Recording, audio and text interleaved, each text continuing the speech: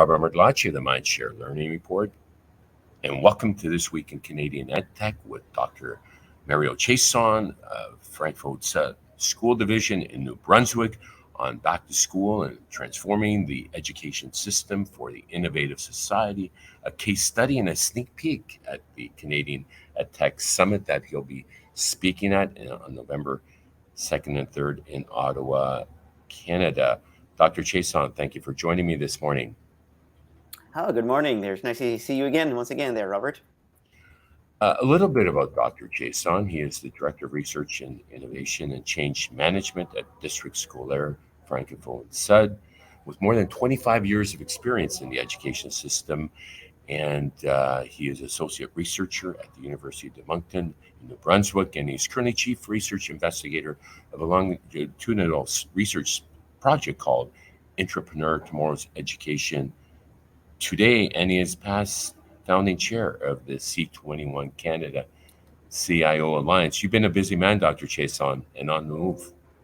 Yeah, quite busy there. Basically, since 2019, since I've embarked into this wonderful team at District Scolaire Francophone Sud in Dieppe, New Brunswick. Our senior management team, try to thrive, from an innovative perspective, and redefine and transform the education system that's needs, to respond to this innovative society. And it doesn't happen overnight. I like to say passion has no clock. And you're exactly the case. Learning environments and transformation in education. So, talk to us a little bit about your entrepreneur project and how it's been scaling, and there's a lot of attention being paid to this because you really have a recipe for success that is critical when it comes to getting beyond pockets of innovation, as I like to call it. Yeah, exactly. Is it 24/7 job? Probably is, because I'm passionate about that. So the purpose is here is to provide you like an update since 2019 and very first context on what can we share from a research perspective. So yes, we have an international research team that will talk about that, and also the findings, but also the next step. It's important also to talk about the position as a district senior management team, about the exercise they have done since 2019 to show relevance on how this system transformation actually walk the talk. How are we doing that?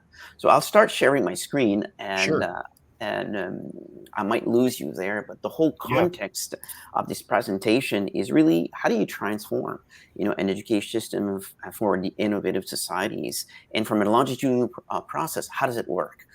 From a pedagogy point of view, from a leadership point of view, from a culture point of view, as well from a community point of view, because it takes a community to raise a child, as you always stated there in our previous chat. So we'll talk about a little bit of context and the problem on how that we present this, who are the research team and the research topics. And finally, we'll share the finding that we have captured so far since 2019. And after that, the conclusion and discussion and the next steps. Fascinating. So we all know that, you need research to innovate. So research and innovation come, and partnering with innovative post-secondary institution like Melbourne, like Harvard, like the Royal University of Moncton as well. We want to have some kind of an understanding of the historical point of view about learning environments, and it kind of starts from there. So from 2017 to 2022, let's say this 2021, they have this project called Innovative Learning Environment and Teacher Change. So we did a lot of work, from an international point of view to understand how spaces from the industry and how space in the education system that needs to reflect how does it work and what's the teacher's change around that. And what was the response like? And we're here in a super innovative space in a shopping mall, and you talk about the community being the school, and what's the response been like around the space environment? Because it's a critical piece from a motivational and efficiency perspective, isn't it? Yeah, well, basically, it really affects the pedagogical practices. So Hmm. we're talking about, a centralized pedagogy to a decentralized pedagogy, and that really affect the classroom management. So the whole decision process from the student and the Right. teachers is kind of redesigned and redefined. So the role, and we will see about what's the new role of the teachers into innovative learning environment, but also what's the new role of the students, what's the new role of the principal, and that, have a significant impact. So we beginning the work about the teacher change, and well, no, we're beginning from 2017 to 2021. We have a lot of research about the teacher's experience, about how we do adapt. But the moving forward process is that Hmm. this innovative learning environment have impact on the student experience from 2022 to 2028, and we're embarking into this.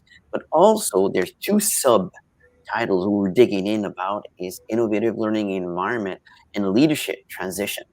What's the Right. leadership? The student, the teachers, the principal, the system leadership.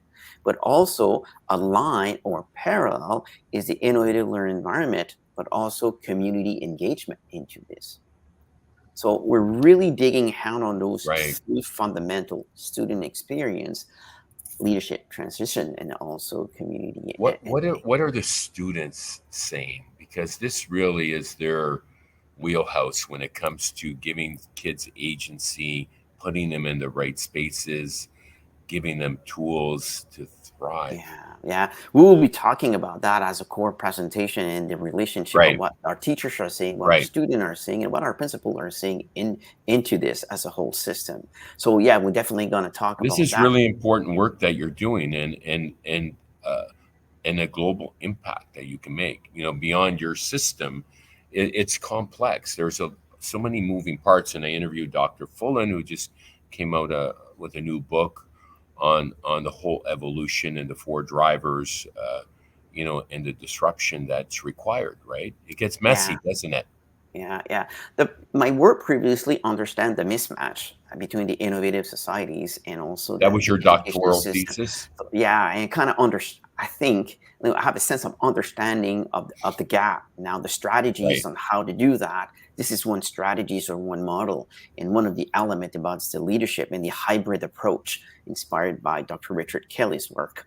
That which we're going to probably allude about that. But yeah, you're totally right in terms of what Michael Fullen is doing with his work and the work Mhm. we're going to talk about the three transformational education force as a course of this. So we're just Right. going to dive into this. Does that make sense? Yeah, and what's great about this is that you'll be presenting at our summit in November 2nd and 3rd in Ottawa, and the theme is empowering innovative and sustainable learning environments for the future. So, we're very much aligned because it is about the future, and its sustainability is a very key component because you don't want to be one and done. It's not just you're going to do one school; you're scaling across the district. That's correct. So those senior management position themselves and redefine this mindset and this new structure and collaboration from a connectivity point of view. All right, We'll, so I we'll promise I talk won't about interrupt that. you any longer here and let Yeah, you definitely. move Yeah. on. But these are just great. This is such a great conversation to be having as we Yeah, prepare for exactly. back So to thank you school. for having me for that. Yeah, Yeah. So pleasure. yeah, yeah. So the education system is facing daily new realities. So we're not stagnant because it's absolutely transforming.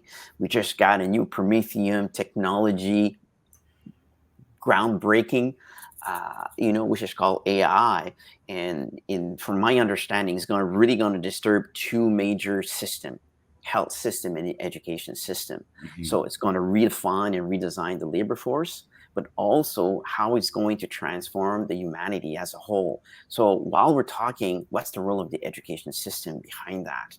We got three major forces, those constant forces about Moore's law, about the innovation of digital technologies, the evolution of globalization, and we can't stop, the course of our mother nature.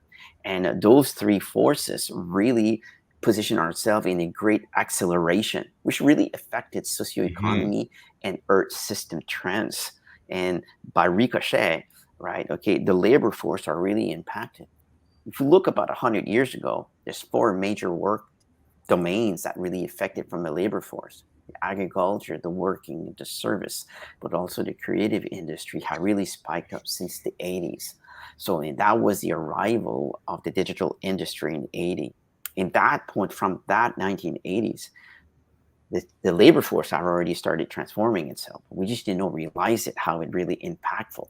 So we talked about in 2015 about the primary skills needed by our society. In 2015 was just problem solving, teamwork, communication, and critical thinking.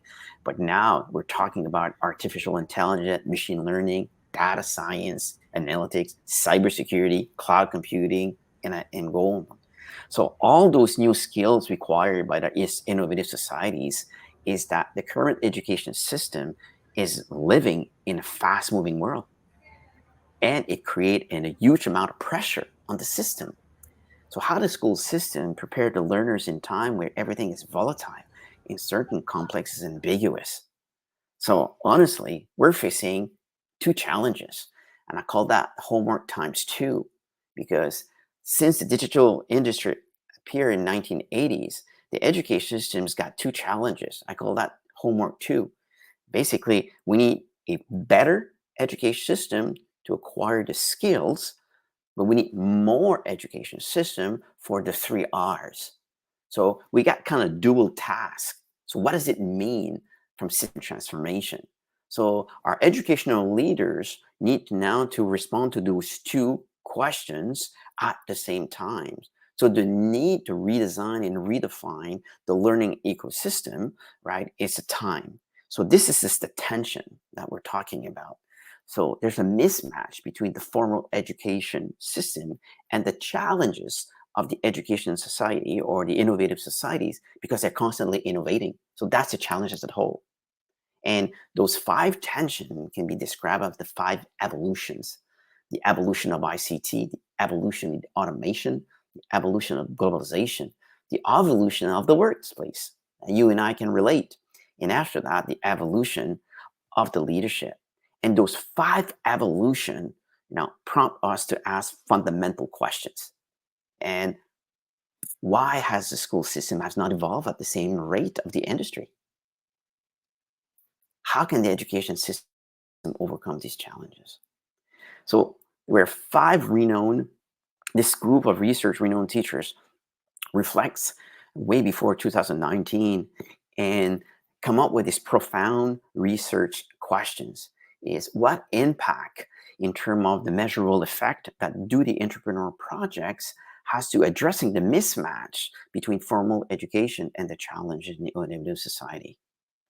So starting from that premise, or starting from those for question like that, is we try to have now a better understanding that with these questions is how, and I just want to click to this, click to the next, is that in order to understand the phenomenon of the school transition to an innovative community learning centers.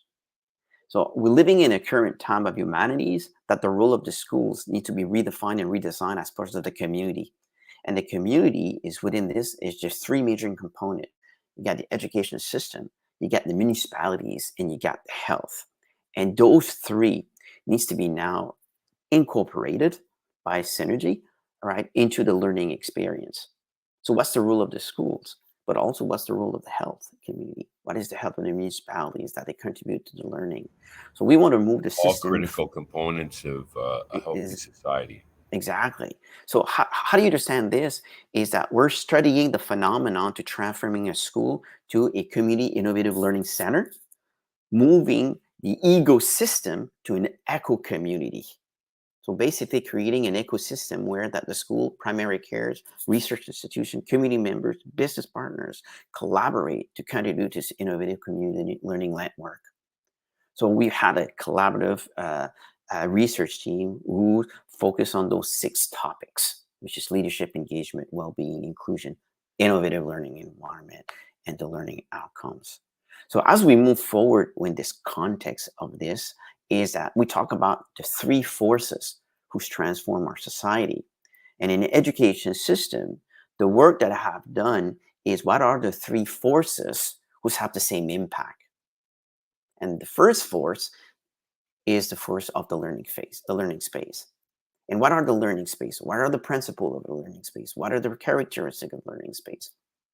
Which integrated the learning process. So the context within the learning space position the learner or the teacher, right, to put a live learning, authentic learning like work.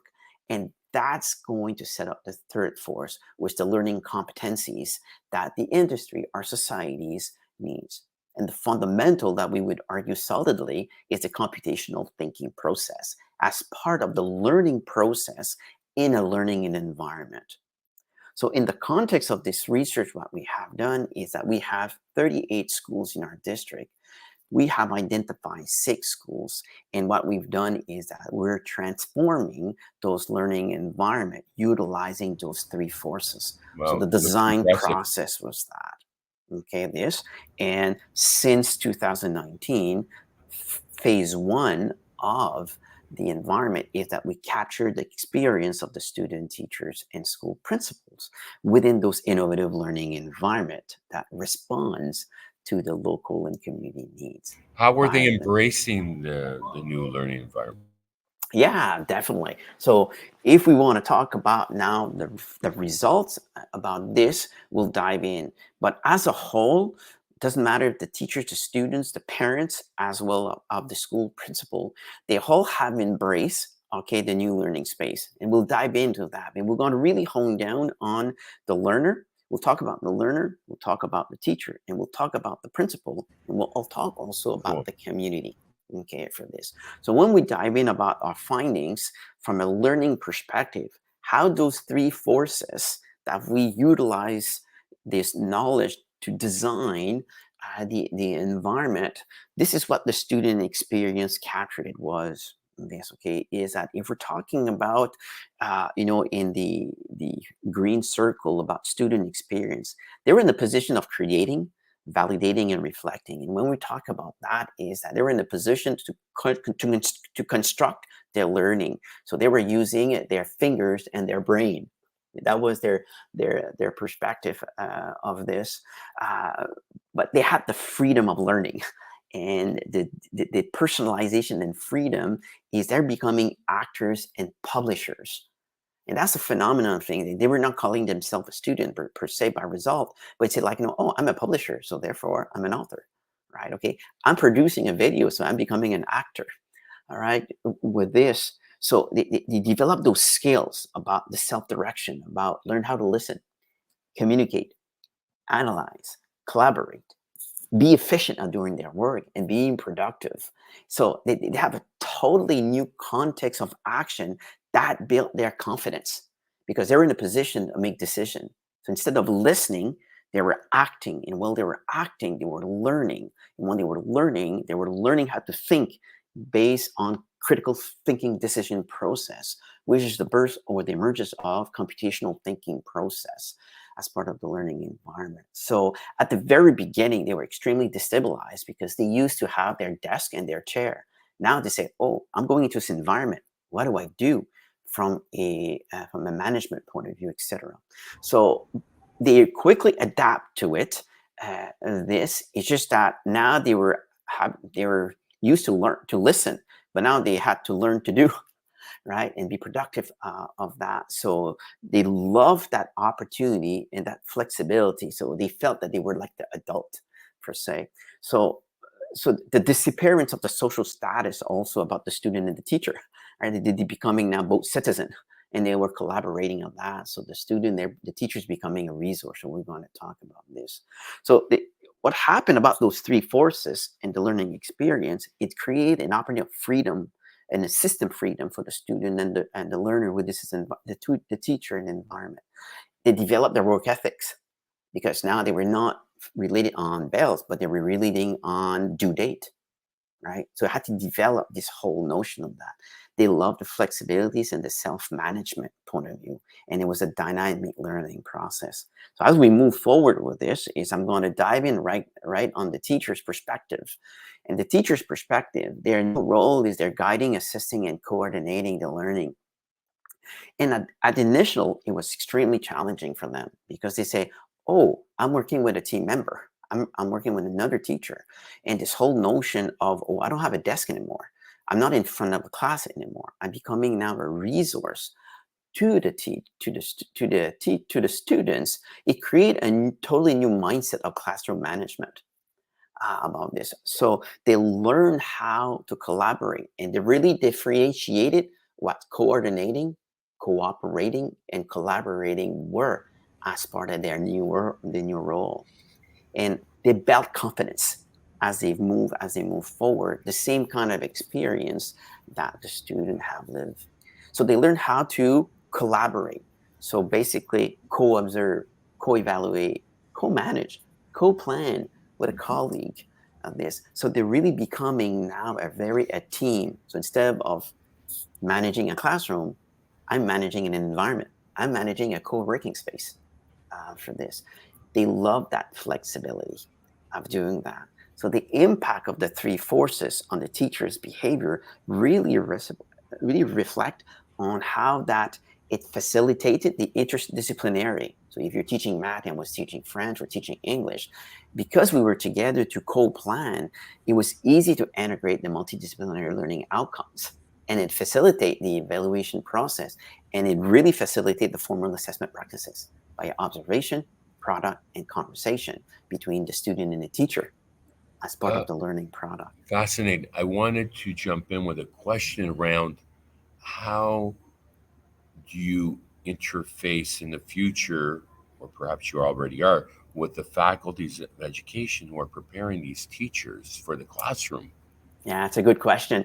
If you don't mind, I'll address that. I'll address that right away, but Okay, I'll close so with you that have because that covered, no the doubt. post-secondary institution are a fundamental key player about this. So that's why this collaborative Right. From a research are all scalability perspective, absolutely. exactly. Yeah. So Sorry to, yeah, the my collaborative teachers. curiosity sometimes gets in the way. My It's good. It's browsing. good. It's good. Yeah. This so definitely that the post-secondary institution, are involved into transitioning their pedagogical practices as well at the post-secondary institution. This so several key people there at the same time of the learning, and one of the things that they love is that they were capable of team working in the context. So they had a student that have cognitive challenges or behavioral challenge or social challenge or whatsoever. They were capable of tag team helping each other because it was all about relationship with the student. And some students have a better relationship with other teachers. It really facilitates the learning management culture within the space. And that was a huge asset for the impact of the three forces. So they were utilizing their strengths. If I'm moving forward, because times go, is the principal experience. So Principal is a key stakeholder in the equation, huge. absolutely, absolutely. So how the impact of the three forces create on the principal's behavior. And instead of being an administrator of the building and this, they're becoming more about managing the learning culture and create this collaboration between all stakeholders within the classroom. So how do you leverage teachers' assets or teachers' competencies in the context? So nurturing this new dynamic, collaborative, healthy culture amongst all the staff. So that's kind of becoming their new role. The second role is how they personalize their intervention with their staff. Doesn't matter if it's a coach, custodian, learning resource, a psychologist, or a teacher, even a parent, right? This in how they're personalizing their intervention. So it's very important element that there's by this behavior, their staff meeting now, it's not academic staff meeting, it's their staff meeting, everybody's included. So this whole premise of mobilizing everyone in the community, right, is very important to favor or to nurture the inclusive organizational leadership behavior. And Yeah, excellent. yeah, And the parent stakeholder group. yeah. Parents are Mhm. accustomed to their kids being taught the way they were taught. So how do you grapple with that stakeholder group? Is that been a barrier at all? What's that been like? Yeah, basically it's communication, collaboration.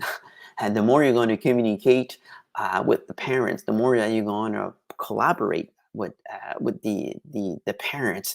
It's key to assist to this transformational change. And within our schools, we were inclusive with them at the very beginning and have a tremendous impact to supporting this transition, because the previous generation are used to sit down and listen, right? Okay, and being says to now you're going to a school that's very dynamic and is very proactive. So the active pedagogy with the active learning is really immersed into the learning culture, and how the asset from the community, including parents, are becoming a resource to the learning and teaching experience. So it's very now a very when you say, like, it takes a village, or community village to help recreate the context for it. So those three forces on those three elements having now a very huge systemic impact. If I want to conclude or having a discussion about the three forces creating the interdependence of the behavior of the active learner, the active teacher, and the active school principals, very at the core in the middle is that the role of the principal is nurturing a dynamic collaborative learning culture, and we're personalizing the learning community. So the school is becoming now the community, and the community is becoming the personalization, and the role of the school, which is becoming an innovative learning community center, right, is co-collaborate, co-share, and also co-assist the student learning. So the interdependence or the connection between the principal experience and the teacher's principal experience, the social equity, right, between the teachers and student, they're becoming one. And now they co-lead the collaborative culture at the school, which is facilitate the collective decision making. So Very exciting, very yeah, on point. This innovative model for the future school. yeah. Well, thank you. And there's four things that it's important to develop by creating this context, utilizing the three forces. There's evidence. They're beginning evidence now to have four element of system transformation. So we're talking about inclusive organization, because our collective decision making now, if we're thinking, are we inclusive about our decision making? This we have a system confidence that is building. Students building confidence about their learning management skills. The teachers building confidence about their collective decision making about managing their learning environments, and the schools principals is becoming a little more confident on how do they create now this collaborative dynamic culture out of schools. So everybody's contributing now to the learning environment or to the learning spirit, right, of the schools. So that we talk about the system engagement, which facilitate the autonomy of the student, the autonomy of the teachers, the autonomy of the school principal, the autonomy of the schools within their community, and that is a personalization approach. And this personalization system approach, right, created by the senior management team, it's about is transforming the school from an ecosystem to an eco community. And I give a lot of credit to the senior management school too, because since 2019, they went through a reflexing exercise about system leadership. And the system leadership is that we are in the process of reflecting about a new structure, a new mindset, and a new connectiveness, and talk about that, a new governance, and how those three elements is fundamentally important to assist the system transformation. So we talk about an hierarchy to a holacracy to a swarmocracy. We talk about a new mindset from an ecosystem to an eco community, and we're talking about connection, which is basically the network, which is the complex adaptive coalition between communities and municipalities, health, and the education as a whole, of course, supported with that. So our senior management team, they are there. They're phenomenal. They're phenomenal people. Yes, we got a really dynamic focus, which focus on pedagogy, leadership, culture, and community for this. I can keep going, but I'll let you address the last notes. But I would just like to say thank you for allowing me to share our results so far in relation Absolutely. about the Well, experience. congratulations on your hard work and vision for the future school system, and and walking the talk. You're actually, this is a case study in action, which is pretty rare to this depth, and it doesn't happen overnight. So from a sustainability perspective, we've embraced UN sustainability goals for Schools of the Future challenge that we've been running for 15 years now. And we brought it down to the student level, a student invention challenge to solve real world problems. You talk about active learning and the student, you're putting the student at the center, which is the right place to be today to prepare them for a world, a digital world that isn't clearly seen. you know what where are you at in term from a sustainability perspective, the funding component from Yeah, a it's a very budget, powerful question. Yeah, very right? powerful You got to questions. Yeah. move funds around to make this happen, and it's not an inexpensive process. What, if any, are some of the barriers that you've encountered, and what do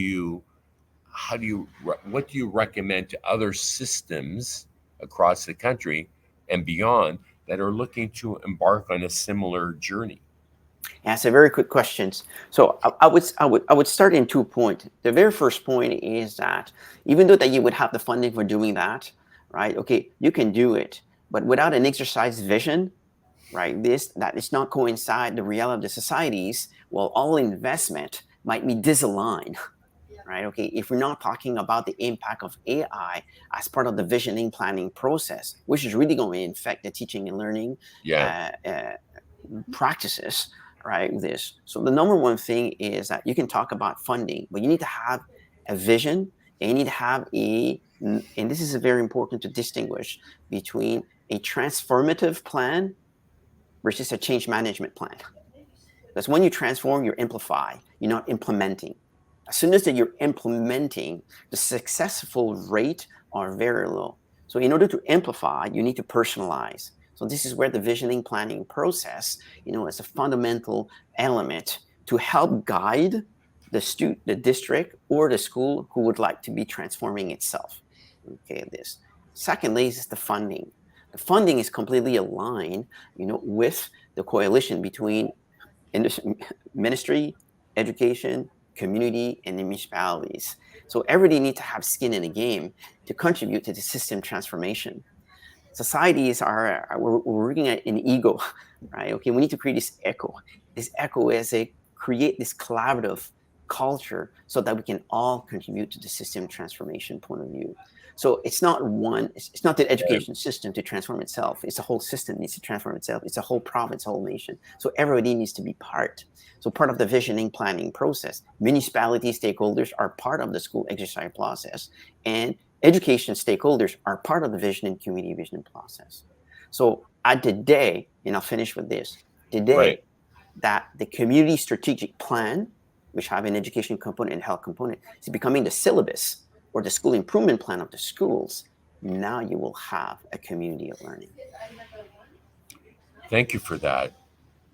It it is fascinating. I'm intrigued by the intrapreneur branding, and that you didn't go entrepreneur, because that has a stigma amongst teachers in education. When you talk about entrepreneurship, some teachers hold the philosophy that, hey, you know what? We're here to teach the kids. It's not about jobs. We want them to be a whole person. But the reality is, it is about jobs. It is about preparing kids for the future of their own well-being. Because if you're well educated but not well prepared for the future and adapting to the emerging needs, like AI is an example, and jobs that don't exist. So there's the system needs a more agile process for curriculum design thinking. That's Yeah. one of the challenges that I see, and AI could provide that. But Mhm. how do we achieve that, and how do we overcome? Have you encountered stigma around entrepreneur? Do they go, Are you talking about entrepreneur, or what are you talking about? Because anytime branding, and I'm a branding guy, is complicated, and uh, get people pushed back when you throw new jargon at them. True? Yeah. Completely couldn't agree more. Yes, there was a lot of process about how we're going to be came up with this word.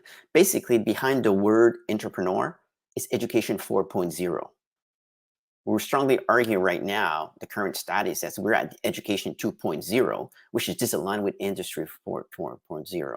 So if we industry 4.0, the entrepreneur or centre apprendre is basically it's education 0.0. This is what education 0.0 as a model could be or should be, right? As an argument. Okay, this the element about the perception about school, they're not business of schools.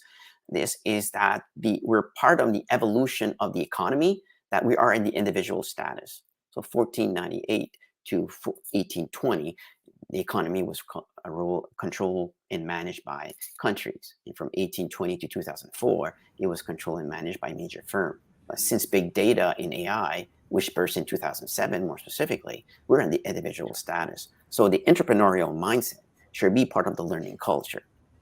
But there's a huge distinguish between school that needs to be entrepreneur. It's not the point. There's a distinguish between innovation and entrepreneurship, right? Okay, this in order to respond to both, schools to be innovative.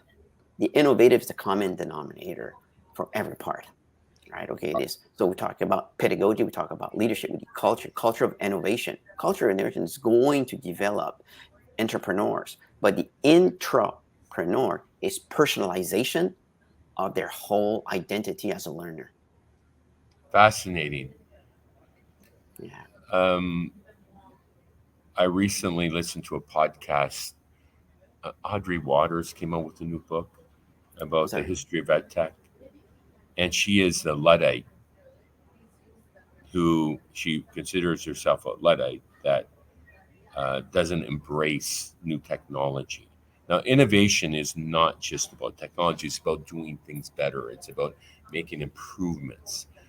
What do you say to people like Audrey Waters who is down on technology? Because the irony is, I watched a podcast of her talking about being a Luddite, which she shouldn't be on that podcast because that's innovative technology that gives you voice.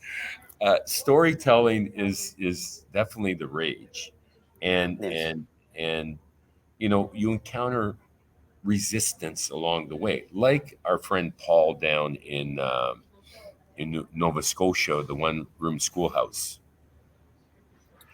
yeah. He should I innovate that one room schoolhouse. Maybe you should give him some yeah. advice on that. I don't. I I have hope not he's watched. listening. Yeah, I have not watched both of those podcasts. So unfortunately, I cannot Yeah. talk about it. My perception is would be the following: is that the we went to two phases: analog technology to digital technology. Okay, I'm talking about the evolution, right? In the 1980s, we were analog technologies, and after the 80s, I'm not talking from a public system point of view. Digital technologies were way before that, but as a public facing, it really appears with IBM, Windows, Google, Apple, and so forth. Right? This from that point, we went to digital technology. So technology is everywhere. It's always been. It's always been. So we shouldn't be talking about digital technology tools because they're part of the evolution of technology. We went Absolutely. to analog to digital. So that's the understanding of the tech ed, right? Tech ed is that we're just part of the evolution of technology. We went just to analog to digital. It had the opportunity to transform the system. We need vision. We need educational leaders who really understand what digital technology is all about to transform the system. Um, Exciting times ahead. It That's doesn't correct. happen overnight, and we will grapple with these challenges with some incredible leaders as we prepare for our EdTech Summit, November 2nd and 3rd in Ottawa, in partnership with Ottawa U, the Ottawa Catholic School Board, and Algonquin College. So we're going to spend time in three different spaces. Uh, because it really, and one of them is a faculty of education that's transformed. So we, Dr. Chiasson, want to paint a picture of the possibilities of what learning looks like. And with your integral involvement in one of the sessions that we're holding in designing, a future sustainable learning environment, we greatly value your expertise and insight to really inspire others who don't have exposure to these conversations on a regular basis. So we're challenging our delegates to come to do homework, to do work, and we have a design thinking exercise which we'll have you involved with to envision three things you're going to do, that three takeaways that you're going to implement in your district, faculty of ed, or school system, or classroom, so that we can embark on this journey. And let's talk about the importance of storytelling, because it really is the rage when you give kids agency, especially, at that flipped classroom where you do the work and then you share your learning, just like you've been doing in sharing your research and pedagogy. Yeah, absolutely. Looking forward, to participate to your event. I can't wait, and to meet other people there, who have the same passion and wants and willing, through their passion to transform the education system to better, greater needs of our society, which is our great Canadian education system. Well, grateful of your time, Dr. Chiasson, today. Thank you again. Yeah, very good. Looking forward. Bye bye. That was Dr. Mario Chiasson, Director of Research, Innovations, and Change Management at the District Scolaire Francophonie Sud in New Brunswick, one of my favorite provinces. My name is Robert Merdlanchi of the Mindshare Learning Report. Be sure to check out www.mindsharelearning to get your latest issue. Be sure to register for the summit. And until next time, stay healthy, stay safe, and keep the learning curve steep.